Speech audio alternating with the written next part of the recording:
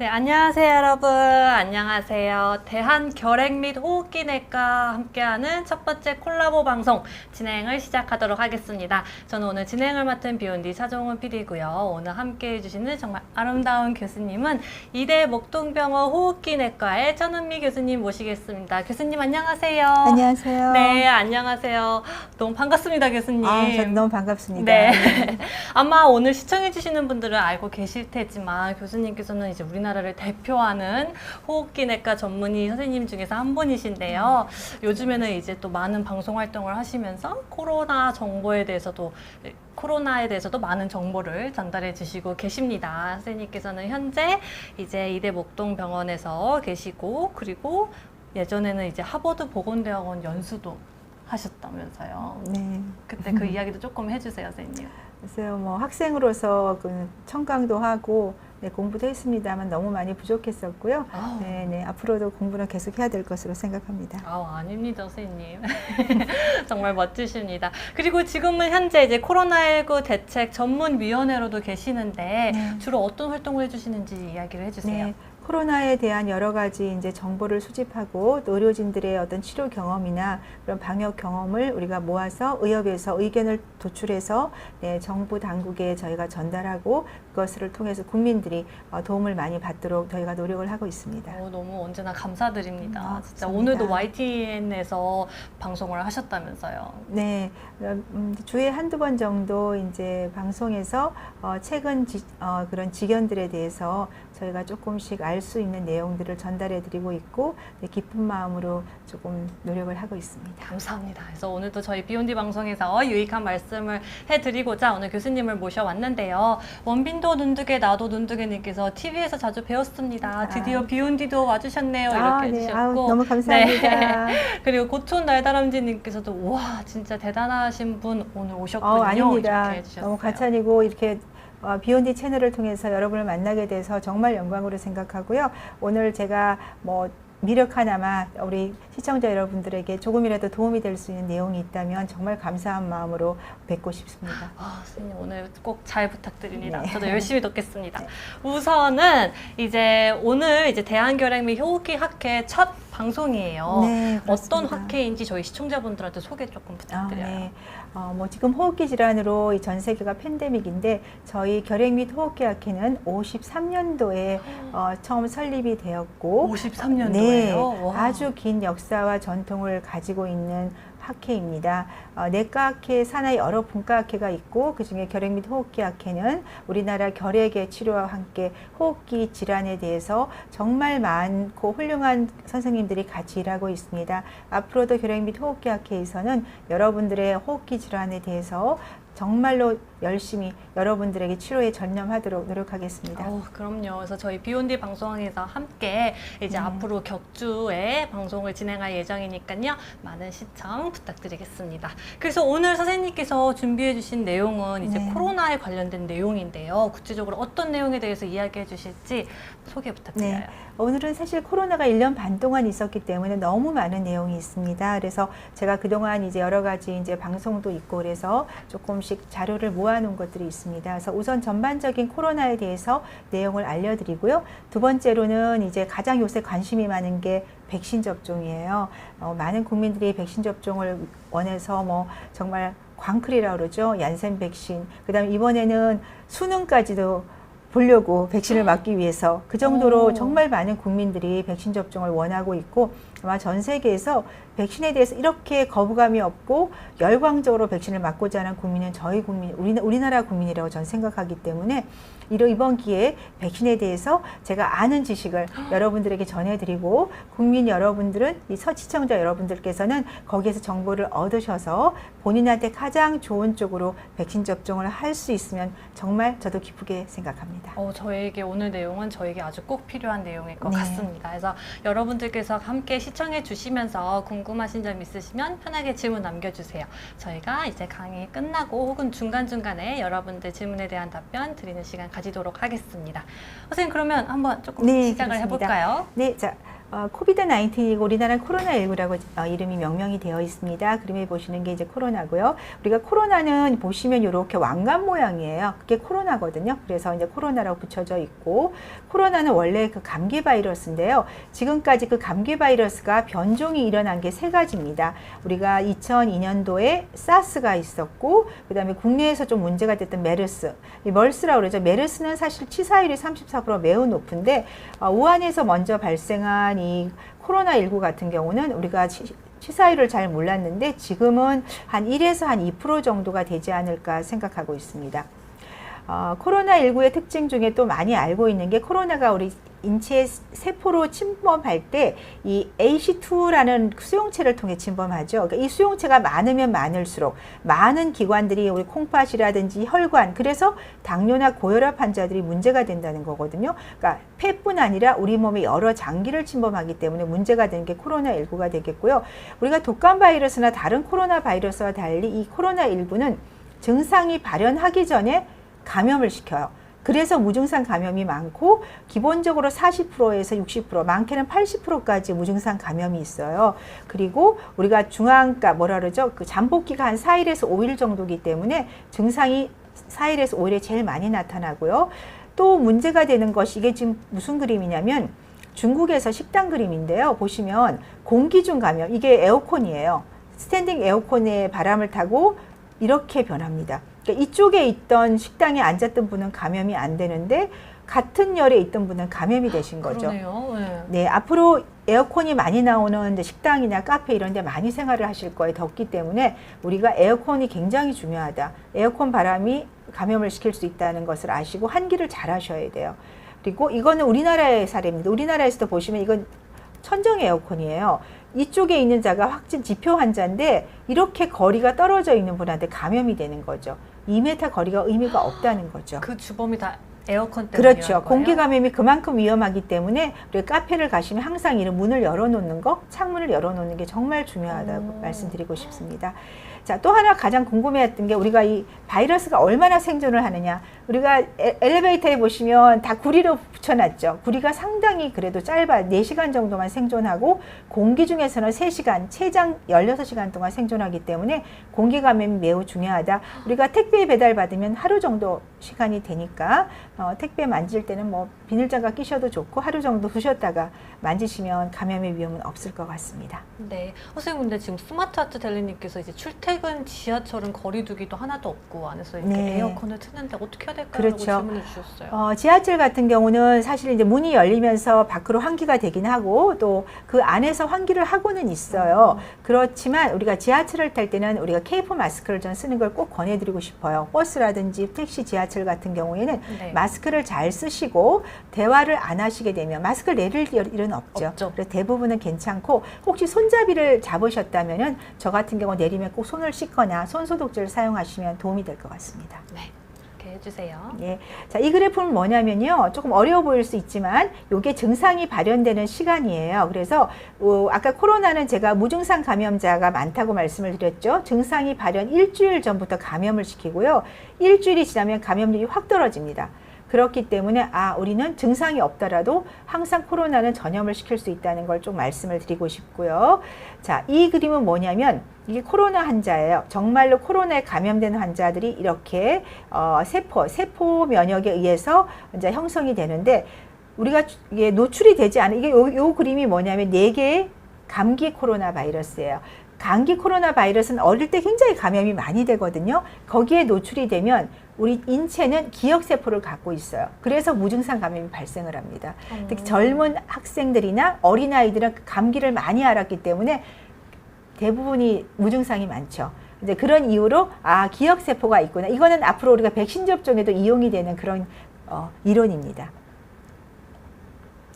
81% 정도가 노출이 되지 않은 사람 중에 30%가 가지고 있다는 거죠. 그런 어떤 면역을요. 그래서 무증상 감염이 많고, 최근에 또 왜 성인 다기관 염증 증후군이 나타나는데, 아이들은 다기관 염증 증후군이 많아요. 그런데 그런 경우는 소화기, 만일에 여러분 중에 코로나를 앓았건 앓았지 않건 갑자기 복통이라든지 심장 흉통이라든지 피부에 발진이나 발열이 나타난다면 우리가 코로나에 감염돼서 이런 다기관 염증 증후군이 있지 않나 의심을 해보는 것도 필요하세요. 예. 그래서 그런 걸 좀 알려드리고 싶었고요.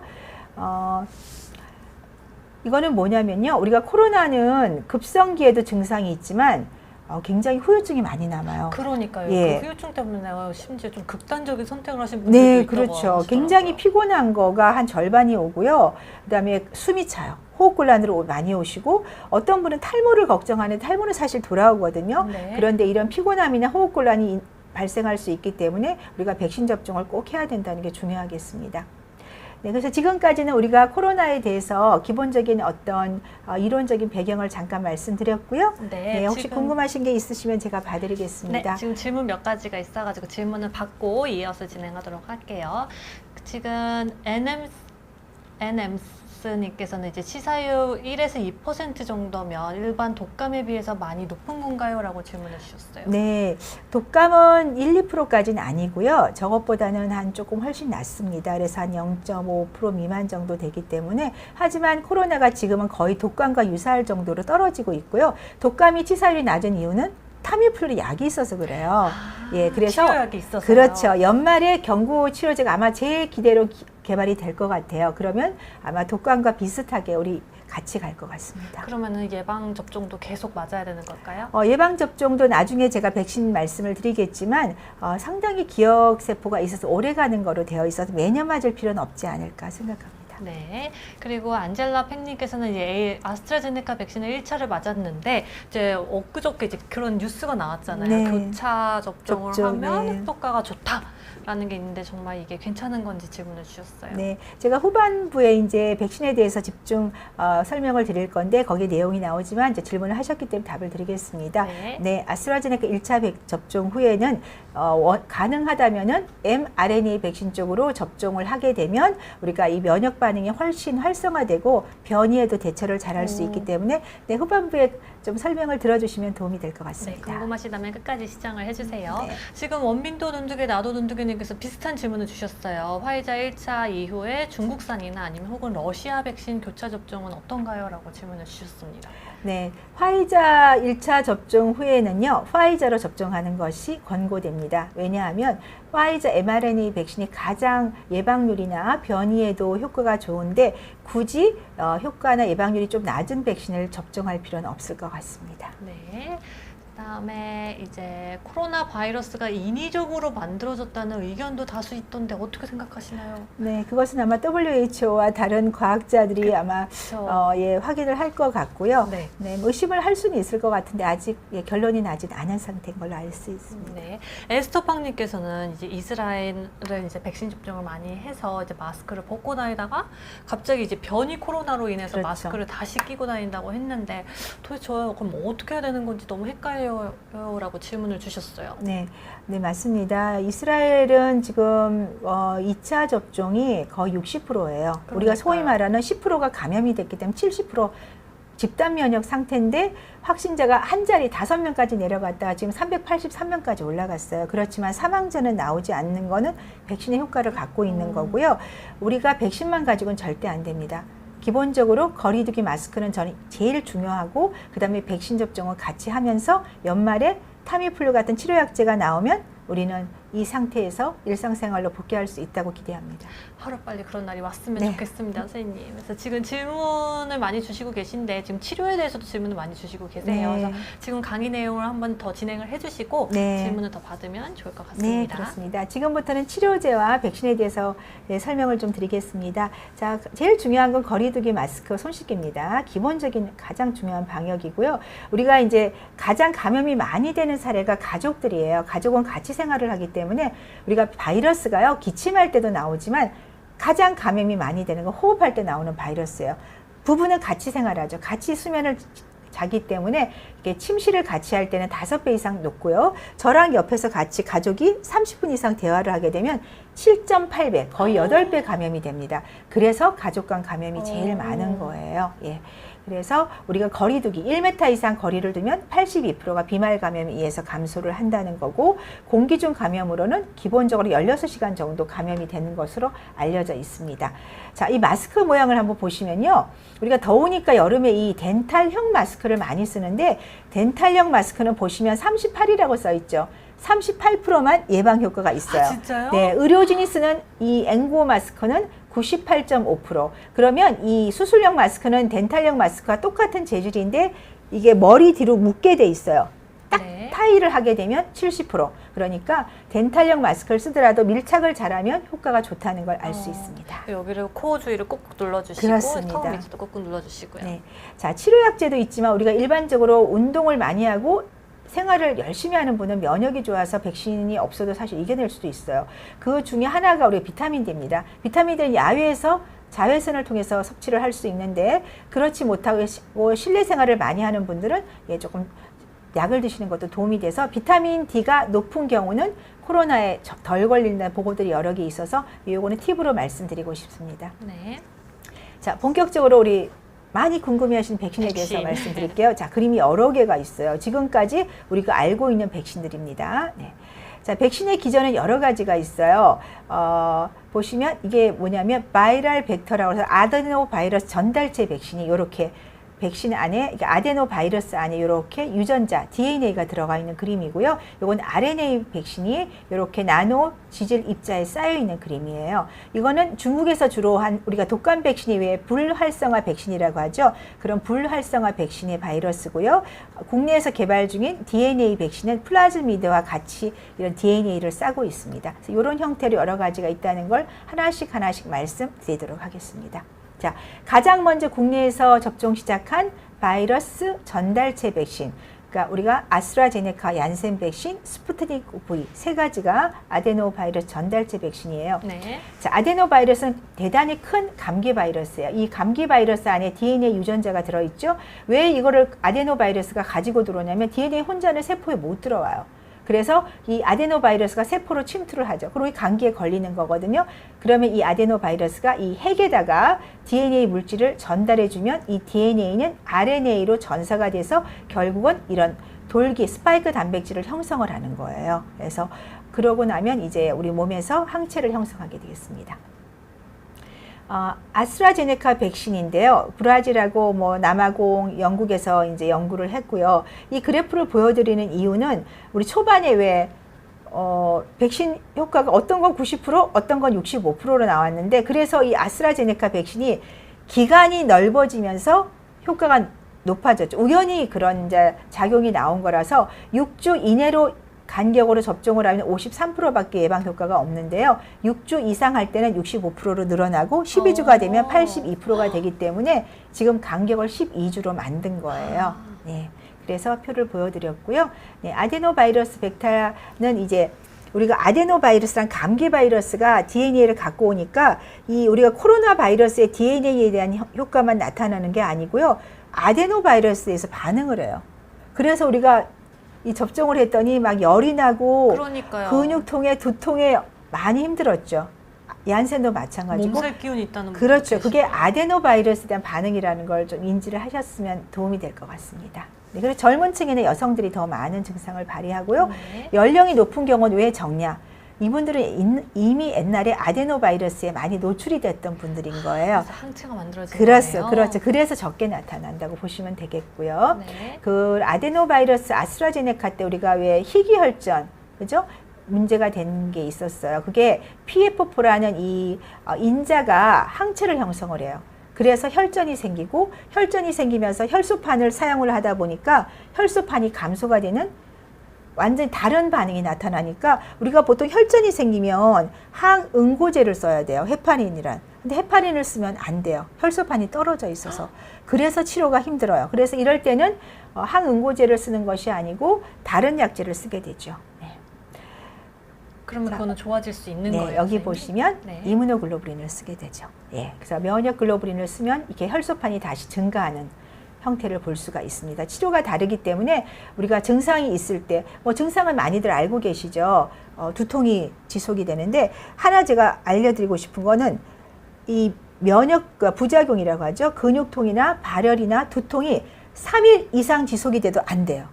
3일 이상이요? 네. 또 증상이 전혀 없다가 3일부터 나타나도 안 돼요. 이번에 그 희귀혈전이 생기셔서 사망한 30대 분은 증상이 없다가 9일째 두통과 그죠? 그런 증상이 나타났죠. 방금 선생님 말씀하신 것처럼 3일 이후에 그럼 나타나는 그렇죠. 거네요. 대부분 혈전이 형성이 돼서 증상이 나타나는 거기 때문에 기본적으로 최소한 2주에서 길게는 4주까지 관찰을 하라고 되어 있습니다. 그래서 이 점을 잘 인지를 하시고요. 얀센이나 아스트라제네카를 접종한 분들은 최대한 4주까지 한번 이런 증상이 나타나면 없다가 꼭 네. 검사를 받는 것이 필요합니다. 그럼 만약에 증상이 나타나면 어디로 가야 되나요? 네, 병원을 가시면 내가 코로나 백신 접종을 했는데 이런 증상이 나타났다. 요 사이는 정부에서 그 경고문도 이제 알려드렸기 때문에 그 의료진도 많이 알고 계세요. 그러면 병원에서는 혈액 검사를 통해서 혈소판 감소증이 있는 경우에는 안산병원에 이런 그 아까 말한 특별 항체가 있죠. 그거를 검사를 할 수가 있어요. 그러면 바로 진단을 할 수 있고 네. 여러 가지 영상 이미지로도 진단할 수 있습니다.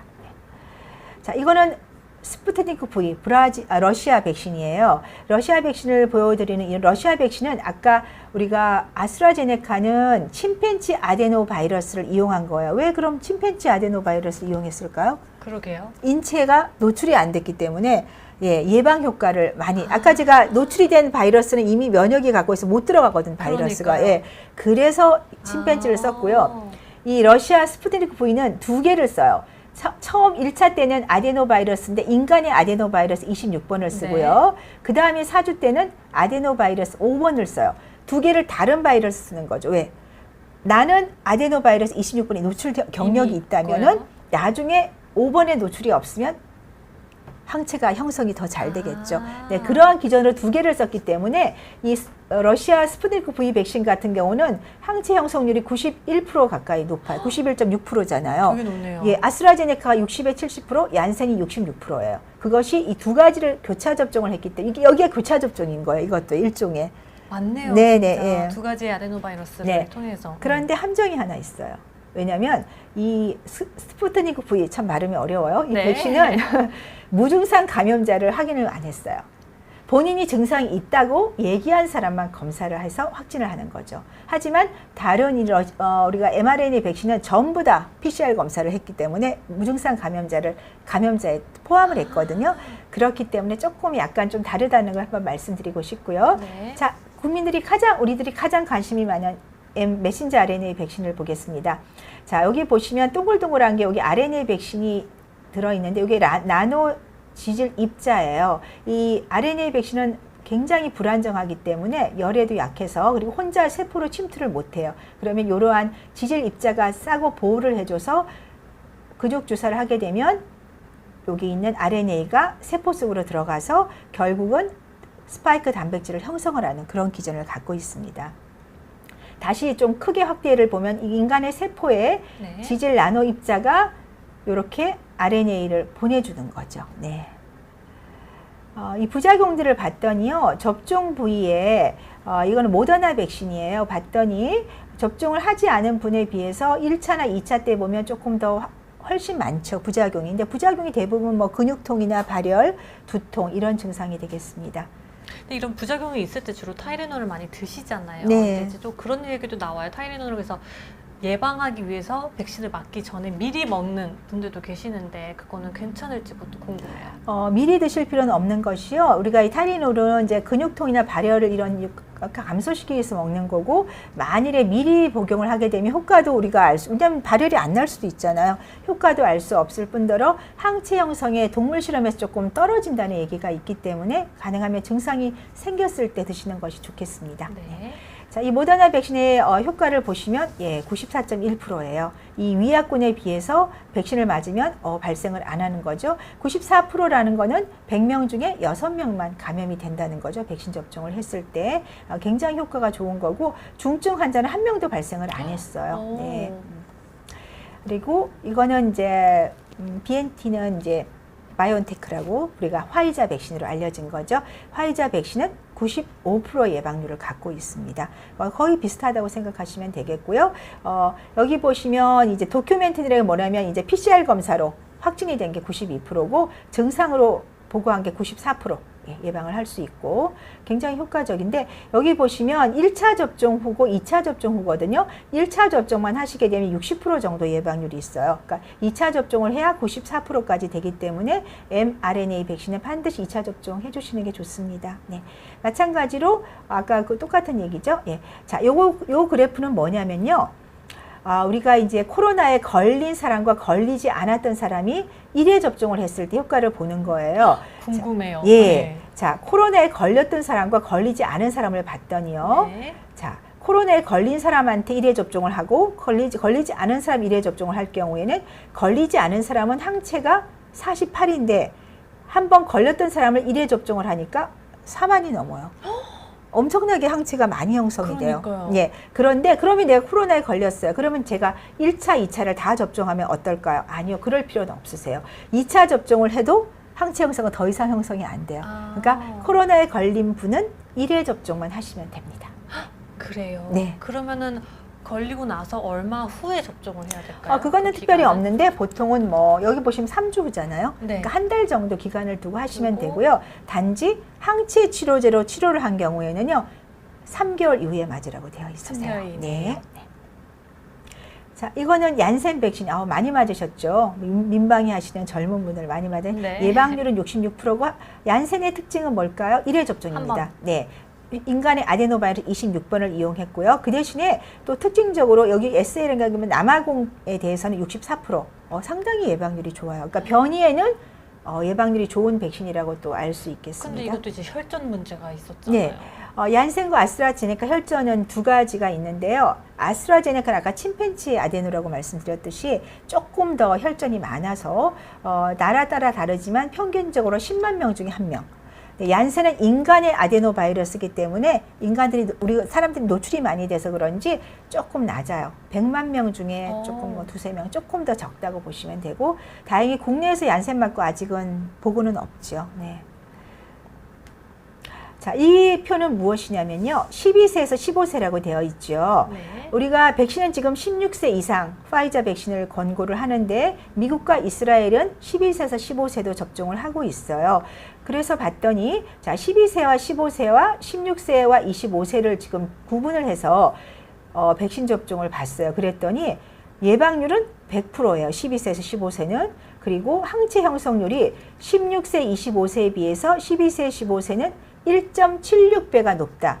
나이가 어릴수록 항체 형성을 많이 한다는 거고 그렇기 때문에 연령이 높아지면 조금 항체 형성률이 떨어지는 경우가 있습니다.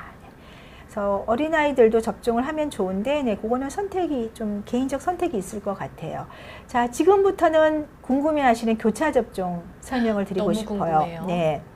자, 아스트라제네카 1회 접종을 했고요. 127명을 연구를 했어요. 요거는 아스트라제네카 접종한 거, 요거는 파이자 백신 접종이에요. 그러니까 아스트라 1회 접종 후에 2차를 아스트라제네카 접종과 파이자 접종을 비교를 한 연구가 되겠습니다. 네.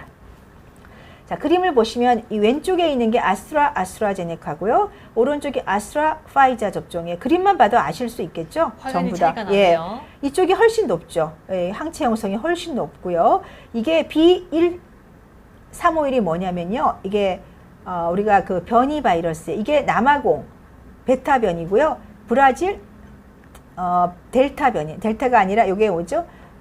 알파, 베타, 감마. 예, 감마 변이에요. 전부 다 어때요? 훨씬 효과가 더 좋아요. 훨씬 교차 접종이 높죠. 그러니까 변이에도 효과적이라는 걸 알 수 있습니다. 선생님 순서를 근데 아스트라제네카를 맞고 그다음에 화이자를 맞았을 때 이렇게 나오는 건가요? 아니면 순서는 상관이 없는 아닙니다. 건가요? 순서는 아스트라 접종 후에 파이자, 아까 제가 보여드렸죠. 표를, 연구. 다음 연구도 똑같은 비슷한 연구들인데 보시면 이번에는 그 파이자 접종과 그다음에 아스트라 파이자 접종을 비교를 한 걸 보면 거의 항체가 유사하게 나와요. 네. 중화항체까지. 그리고 이거는 뭐냐면요. 세포 면역인데 세포 면역은 도리어 화이자 2번 접종보다 교차 접종 때 더 많이 나와요. 그러네요. 예. 그렇기 때문에 하여튼 교차 접종이 효과가 있다는 건 지금 두 가지 연구에서 다 보여드렸고요.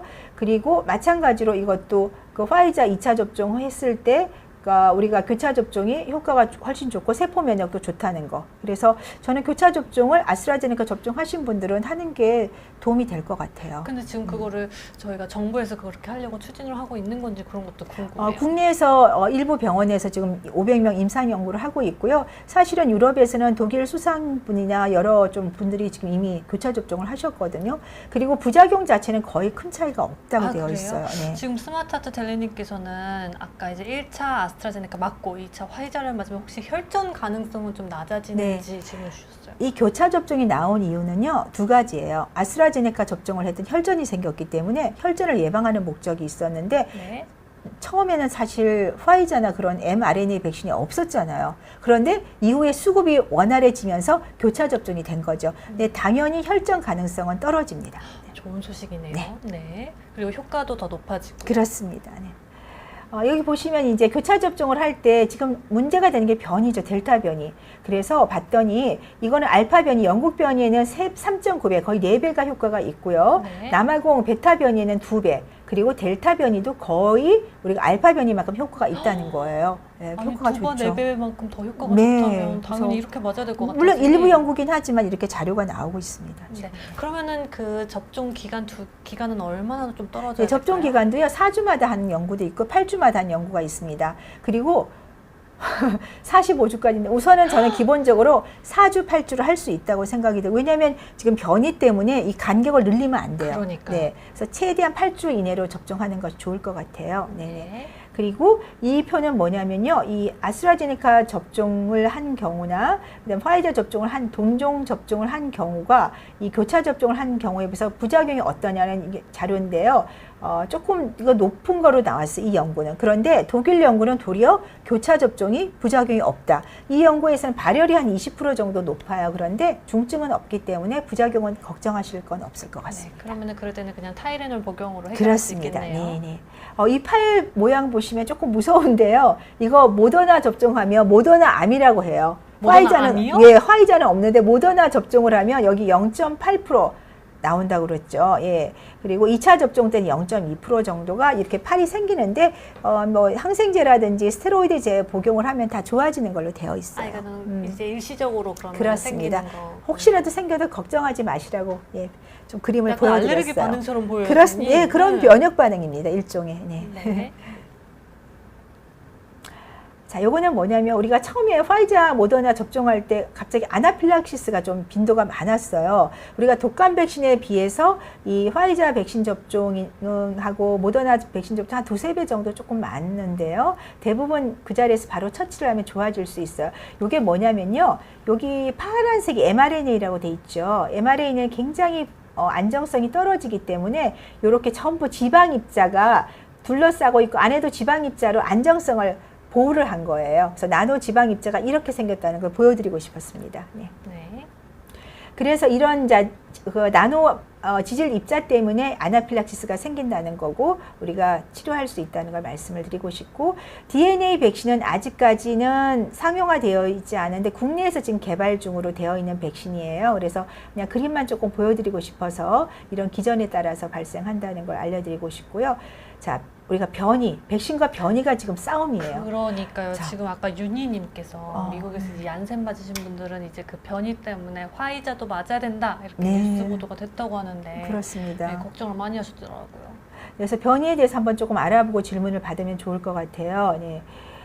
우리가 변이가 생기는 건 이 변이가 적응을 하려고 하는 거. 처음에 변이가 생겼던 거는 작년에요. 한 4월부터, 이 그림을 보시면 4월부터 D614가 G614로 변이가 되면서 바이러스량이 많아지면서 우세종으로 바뀌었어요. 그 이유가 G614가 훨씬 바이러스를 많이 만들어 생산을 하는, 복제를 많이 하기 때문에 우세종이 되는 거고, 지금 델타 변이가 그런 똑같은 기전이죠. 복제 바이러스 양이 많아지니까 우세종이 되는 거고, 그러면 내가 지금 감염이 됐는데 또 재감염이 되지 않나 봤더니요, 한 0.31%예요. 그래서 재감염 사례는 별로 많지 않으니까 백신을 맞거나 감염이 된 분은 걱정할 필요 없다. 이게 브레이크스루 인펙션이 돌파 감염이에요. 돌파 감염이 되게 되면, 그러면 내가 백신 접종을 했는데도 감염이 되면 어떻게 하냐. 네, 걱정하실 필요는 없고요. 완전히 접종하면 91% 정도가 예방이 되고 돌파 감염이 되더라도 그 RNA 그 복제 양은 40% 정도 인체에서 감소하고요. 발열 반응도 58% 정도 감소한다는 얘기예요. 이거는 뭐냐, CDC에서 우리가 관심 변이, 우려 변이 이렇게 되고 VHC는 지금 없어요. 우리가 관심 가는 건 우려 변이에요. 우려 변이는 지금 5개 정도가 있거든요. 자, 우려 변이 중에서 이 영국발 알파 변이는 사실 지금 백신이 다 맞고 있는데 우리가 남아공 베타 변이 같은 경우는 백신의 효과가 확실히 좀 떨어져요. 하지만 대부분 이제 mRNA 백신의 효과가 있다고 되어 있습니다. 자, 제가 조금 걱정되는 거는 국내에서 아스트라제네카 백신을 많이 맞았는데 이 베타 변이에 아스트라제네카가 조금 약해요. 그러네요. 예, 10.4% 정도만 맞기 때문에 그래서 교차 접종이 지금 나오는 거예요. 네, 그래서 이 베타 변이는 백신 회피가 가장 큰 변이고 델타 변이가 문제가 되는 것이 이 베타 변이에 있는 변이를 갖고 있어요. 그래서 백신 회피가 될까 봐 걱정인 거죠. 이거는 파이자 백신은 상당히 효과가 좋아서 영국 알파 변이에는 거의 90% 가까이 예방을 하고요. 베타 변이에는 75%, 중증 질환은 100% 예방을 합니다. 네. 1년이 지나면 그러면 제가 백신 접종을 했는데 얼마나 아니면 감염이 됐는데 얼마나 백신이 그 항체가 남아 있을까? 감염된 분을 봤더니 한 1년이 지나도 중화항체는 거의 57% 정도 남아 있기 때문에 1년 이상은 갈 거라고 생각이 들고요. 자, 요거는 우리가 노바백스는 아직 백신이 안 나왔죠. 아마 9월 말 정도에 긴급 승인을 받고 국내에서 생산을 하기 때문에 9월부터 접종이 가능할 것 같은데 이 노바백스 같은 경우에는요. 남아공에는 한 60% 정도 예방접종을 효과를 갖고 있고 이거는 뭘까요? 이거는 조금 떨어져 있는데요. 왜 그러냐면 이 왼쪽 표는요. 그 HIV 양성인 분들이라는 거예요. 네, 그러니까 우리는 그거는 신경 쓸 필요는 없을 것 같아요. 우리나라 국민들은요. 네. 자, 이거는 아마 정부에서도 발표를 했을 텐데 백신을 접종을 하게 되면 2차 감염이 우리 가족 내에 얼마가 감소를 하는 걸 보여드린 건데요. 그게 이제 아스트라제네카 같은 경우나 파이자나 거의 한 40에서 50%는 감염을 막을 수 있다는 표입니다. 그래서 백신 접종을 꼭 해야 되겠죠. 네, 미국의 돌파 감염, 미국은 1억 명 접종을 했더니 10,000명 정도가 돌파 감염을 했다는 얘기고 네. 그렇기 때문에 굉장히 빈도는 작다. 돌파 감염이 되더라도 입원율은 매우 적습니다. 자, 지금 부스터샷을 얘기하는 분들이 계세요. 그래서 제가 좀 사례를 보여드리려고 이거는 그 장기 이식을 하신 분들인데요. 장기 이식을 하면 면역 억제제를 쓰게 돼요. 그러다 보니까 항체 형성이 잘 안 돼서 2차 접종까지 접종을 해도 40%밖에 항체가 형성이 안 된대요.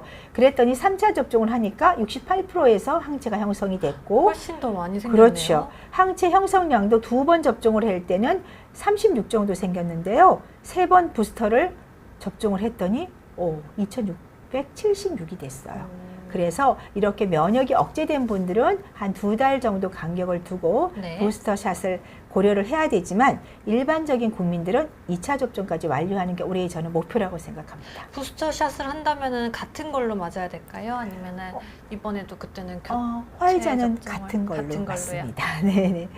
자, 국민들 중에서는 이 모노클로널 항체를 잘 모르는데 지금까지 나온 치료 중에 그래도 가장 효과적인 것. 왜냐하면 항체를 모아놓은 거예요. 항체를 실험실에서 확대를 많이 증량 생산을 해서 만들기 때문에 많은 분들이 접종할 수 있고 국내에서는 이미 생산을 하고 있죠. 가능한 한 빨리 맞는데 입원한 경우에 맞을 수가 없어요. 산소 치료도 맞을 수가 없기 때문에 굉장히 빠른 속도, 그러니까 우리가 증상 발현 일주일 이내에 우리가 주사를 맞을 수 있고요. 이 항체 치료제를 맞은 경우에는 90일 이내에는 백신 접종을 피하는 것을 권고드리고 있습니다. 이 표는요, 입원한 경우에 효과가 없다는 거예요.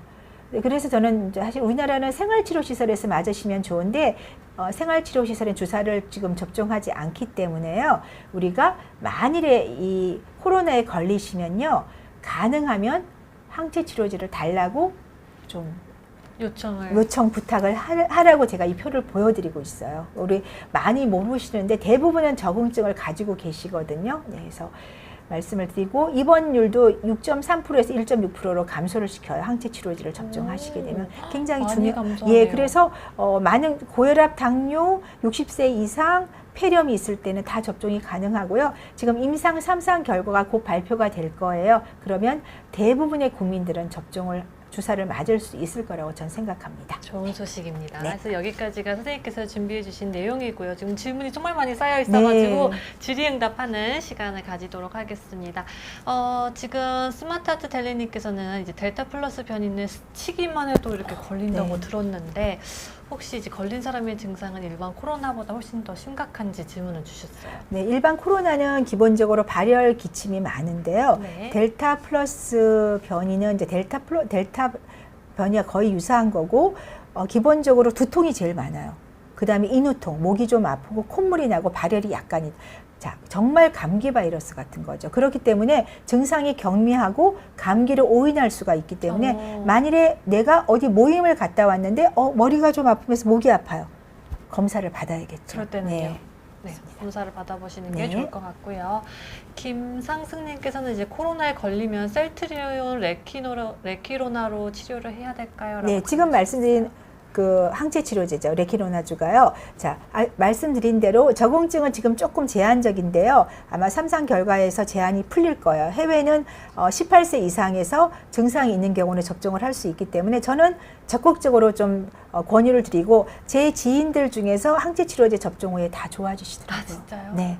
저는 꼭 주사 만일에 걸리면 안 되시는데요. 그러니까요. 걸리면 꼭 맞으시기 바랍니다. 네, 좀 많이 활용해 주시면 좋을 것 같아요. 이지성님께서는 이제 7월부터 50대 백신 접종을 한다고 들었는데 어떤 곳으로 하는지 혹시 아시나요? 라고 네, 질문 제가 주셨어요. 정보 관리가 잘 모르겠는데요. 아마도 mRNA 백신이 주가 될 거라고 기대를 하고 있습니다. 네, 그리고 이제 노을님께서는 10시간 정도 비행기 타고 오면서 거리 두고 앉아서 밥 먹어도 혹시 이렇게 공기 중에 이렇게 바이러스가 네. 감염될 수 있을지. 이제 비행기는 밀폐된 공간인데요. 그 플로우라고 그러죠. 흐름이 어떻게 되어 있냐면 밑에서 아래로 흘러나가요. 그렇기 때문에 옆으로 퍼지진 않습니다. 네, 그래서 굉장히 헤파 필터가 거의 대부분 바이러스를 다 걸러내는데 아마도 이런 앉아 있을 때 걸리는 것이 아니고요. 이동하실 그렇죠. 때. 이동하면서 화장실이라든지 이런 곳에서 감염이 되기 때문에 손위생을 꼭 잘해 주시면 좋겠습니다. 마스크도 꼭 착용해 네. 주시고요. 홍정희님께서는 아스트라제네카 맞아야 하는데 제가 천식 환자로 이제 서울대병원에서 특이체질 진단을 받으셨대요. 그래서 천식과 부정맥이 심해서 약을 드시고 계시는데 지금 백신을 맞아도 되는 상태인지 질문을 주신 것 같아요. 네, 12년 전에 수술하신 건 상관없고요. 천식과 부정맥이 있어도 백신을 맞지 못하는 건 아닙니다. 다만 과거에 백신을 맞고 아나필락시스라든지 그런 증상이 있으면 피하시는 게 좋겠습니다. 네, 혈전 이력이 있으면요, 선생님? 혈전 이력이 있으면 저는 개인적으로 가능하면 이렇게 아데노바이러스 전달체 백신보다는 다른 백신을 권고를 드리고 싶습니다. 네, 복도리님께서는 이제 1차 접종 때 이제 백신에 대해서 부작용이 없었다면 2차 접종은 괜찮을까요? 라고 해주셨어요. 네, 1차 접종 때 부작용이 없으면 대부분은 괜찮고요. mRNA 백신 2차 접종 때 약간 그 어떤 발열이나 근육통이 조금 있을 수는 있지만 대부분 문제가 없다고 합니다. 네, 돌파 감염이 되면요, 선생님. 네. 그러면은 이제 치료를 하고 그 이후에 또다시 백신을 맞아야 되는 걸까요? 아니죠. 아니에요. 돌파 감염을 하고 또 걸린 거잖아요. 그러니까요. 그럼 아까 제가 감염이 되면 1차 접종만 해도 충분히 항체가 형성이 된다고 말씀드렸기 때문에 접종하실 필요는 없습니다. 그냥 치료만 하면 되는 그렇습니다. 거죠. 네. 그다음에 찡이유직님께서는 아스트라제네카 1차 맞고 흉통이 약간 일주일 동안 있으셨대요. 근데 지금은 사라진 것 같은데 걱정이 됩니다라고 해주셨어요. 네, 흉통이 일주일간 있었으면 좀 말씀드린 3일 이상 지속이 됐기 때문에 조금 의심을 할 수는 있어요. 지금은 증상이 없어지실 수도 있지만 조금 걱정이 저는 개인적으로 되고 제 환자 같은 경우는 저는 혈액 검사를 하라고 말씀을 드려요. 혈액 검사만 하셔도요. 혈전이 있는지 대강 추측을 할 수 있기 때문에 굳이 비싼 검사를 안 하셔도 되고 거기 혈전에서 혈액 검사에서 의심이 되면 그다음에 정밀 검사를 하시면 되겠습니다. 우선은 그래서 혈액 검사를 한번 받아보시는 게 좋을 것 같아요. 이제 윤희님께서는 지난번 겨울에 지인분께서 코로나에 걸려가지고 이제 항체 치료제를 맞으셨는데 몇 시간 지나니까 효과가 나타나고 좋으셨대요. 네, 맞습니다. 근데 이제 델타 변이에는 치료제가 효과가 없다고 들었는데 혹시 그게 맞나요? 라고 질문을 주셨어요. 네, 지금 모노클로날 항체가 굉장히 효과가 좋은데요. 지난번에 사실 베타 변이 아까 제일 백신에 제가 회피를 많이 한다고 말씀드렸잖아요. 네. 근데 베타 변이에도 국내에서 동물 실험, 그러니까 세포주 실험이에요. 지금 세포주 실험에서 효과가 없다고 했는데 동물 실험에서 효과를 나타냈어요. 그리고 이번 델타 변이도 정부에서 세포주 수준에서 했더니 효과가 떨어진다고 했는데 동물 실험을 지금 들어가 있거든요. 네. 동물 실험 결과를 기다려 봐야 될 것 같고요. 저희 개인적 소견으로는 이 델타 변이보다는 베타 변이가 백신이나 이런 치료제 회피가 더 심하기 때문에 저는 효과가 있을 거라고 기대하고 싶습니다. 그러게요. 효과가 좋게 나타났으면 네. 좋겠습니다. 이제 정재승님께서는 모더나, 화이자, 아제 백신 임상 3상까지 절차 밟은 건가요? 해주셨는데 모두 네. 밟은 걸로 임상 3상이 끝났기 때문에 우리가 출시가 접종을 하고 된 있는 거죠. 거죠. 네. 네. 그다음에 진초희님께서는 아시는 분께서 이제 아스트라 접종 후에 얀센을 맞으셨대요. 네. 그런데 일주일 그러고 나서 이제 부작용으로 일주일을 힘드셨는데 항상 같은 백신을 맞아야 하는 거 아닌가요? 이렇게 질문을 주셨어요. 그러니까 아스트라제네카를 접종하고 얀센을 맞으셨다는 거죠? 네. 이거는 뭔가 실수가 있는 거 아닐까요? 원래 저렇게는 그러게요. 접종을 하면 안 되거든요. 예. 예, 얀센은 1회 접종으로 끝나는 그러니까요. 백신이고요. 네. 아스트라를 맞았으면 아스트라를 맞거나 아니면 아직 교차 접종을 안 하기 때문에 저거는 조금 뭔가 확인이 필요할 것 같습니다. 아마 제 생각에는 네. 아스트라 맞고 화이자를 맞으신 거 아닌가 싶습니다만 약간 아니 아직 아스트라제네카 접종, 화이자 접종은 안 하고 안 있습니다. 하고 있어요. 네, 그러게요. 네, 아마 아스트라제네카를 2회 접종을 하시지 않았을까. 그런 것 같아요. 네, 그렇죠? 그럴 것 같습니다. 네. 이응이응님께서는 이제 얀센 한 번 맞았는데 이걸로는 부족하진 않은지 한 번이라서 좋지만 또 한 번이라서 좀 걱정되기도 네. 하시는 것 같아요. 얀센 한 번 맞아도 거의 중증은 100% 예방하고요. 66% 예방률에 아까 제가 남아공 베타 변이 같은 경우에도 거의 60% 이상 예방이 있으니까 우선은 1회 접종으로 지금 백신 접종만 하셔서는 안 돼요. 방역을 잘 지켜야 되니까 마스크 잘 쓰시고 저는 충분하다고 생각합니다. 네. 호반님께서는 이제 지금 대상포진 치료 중이시래요. 근데 지금 심하게 아픈 상황인데 2주 후에 코로나 이제 백신 1차가 예약되어 있습니다. 혹시 맞아도 괜찮을까요? 질문 주셨어요. 제가요, 사실은 저도 한 달 전에 대상포진을 알았어요. 굉장히 아프죠. 면역이 떨어져 있는 상태이기 때문에 사실은 백신 접종을 조금 연장을 하셨으면 좋겠고요. 앞으로는 국민들이 어느 때 예약을 해도 맞을 수 있을 거라고 생각하기 때문에 너무 지금 안 맞으면 못 맞지 않을까 생각하지 마시고 몸을 회복하신 후에 맞으셔야지 항체 형성도 잘 되고요. 만일에 몸이 나쁠 때 맞으시면 고생 많이 하세요. 저는 권고드리고 싶지 않습니다. 네.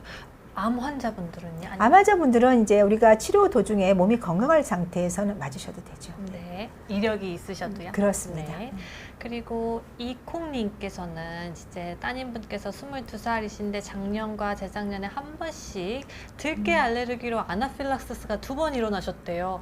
혹시 백신을 맞아도 되는지? 전 음식 알레르기이기 때문에요. 백신하고는 좀 다르고요. 과거에 혹시 어릴 때 백신을 맞고서 부작용이 없었다면은 상관없을 것 같습니다. 네.